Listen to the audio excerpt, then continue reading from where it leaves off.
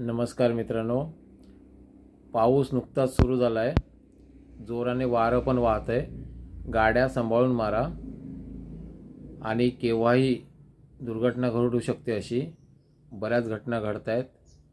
सावध राहा, वेगावर नियंत्रण ठेवा, वळणाच्या अगोदर ब्रेक लावा, वळण आल्यावर ब्रेक लावू नका. अचानक ब्रेक लावल्यास गाडी स्लिप होऊ शकते. नवीन रस्ता असतो, पाऊस नवीन असतो, रस्त्याचा अंदाज येत नाही, पावसाचा अंदाज येत नाही किंवा रस्त्यावरती जो मातीचा थर असतो तो निघून गेलेला नसतो. अशावेळी गाडी स्लिप होते.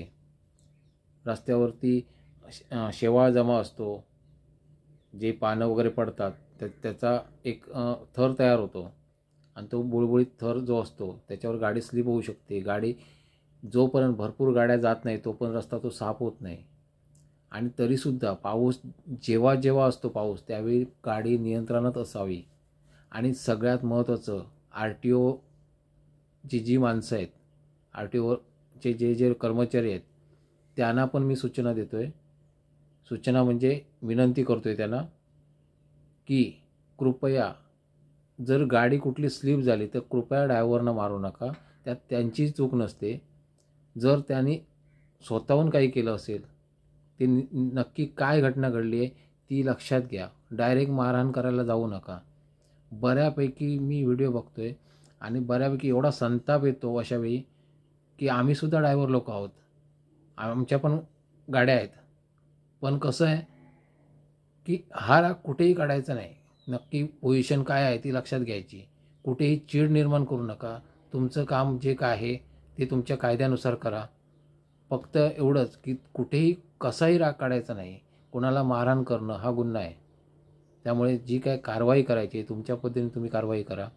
पण खूप वाईट चित्र दिसतं ते तसं दिसतं का नाही. तुम्ही एकतर त्या ड्रायव्हरना पहिल्यापासूनच त्रास देत आलात, मग ड्रायव्हर लोक पण चिडून चुकीच्या घटना करतात. ते पण वैतागलेले असतात. लांब लांबचा प्रवास असतो, ते पण वैतागतात. खूप घटना विचित्र बघायला मिळतात. तर त्यामुळे सगळ्या चालकांना मी, अमोल गावडे, एक सामाजिक कार्यकर्ता आहे, मी एवढंच आवाहन करतो, सगळ्या चालकांनी आपल्या गाडीचा ताबा व्यवस्थित हँडल करा. कारण केव्हाही दुर्घटना घडू शकते. आता पाऊस आणि वादळ चालू आहे. खूप काही चुकीची घटना, बऱ्याच काही घटना घडत आहेत. अचानक पाऊस येतो, अचानक पाणी येतं रस्त्यावरती, बऱ्यापैकी गाड्या वाहून गेल्यात, बऱ्यापैकी रस्ते खचलेले आहेत, रस्त्यावर मोठे मोठे खड्डे पडले आहेत, पुलं वाहून गेली आहेत. मग अशावेळी आपण पावसाचा अंदाज येत नाही, तिथे पाण्याचा अंदाज येत नाही आणि गाड्या चुकीच्या म्हणजे गटारात जाऊ शकतात किंवा वाहून जाऊ शकतात. अशावेळी आपण डेअरिंग करतो, ती डेअरिंग करू नका. जर पाणी भरपूर दिसतंय तर अंदाज घेऊन गाडी हाकण्यापेक्षा थोडा वेळ थांबा. कारण तुमच्या घरीसुद्धा कोणीतरी वाट बघतंय, याचा विचार करा. घाई करून काय करणार आहात?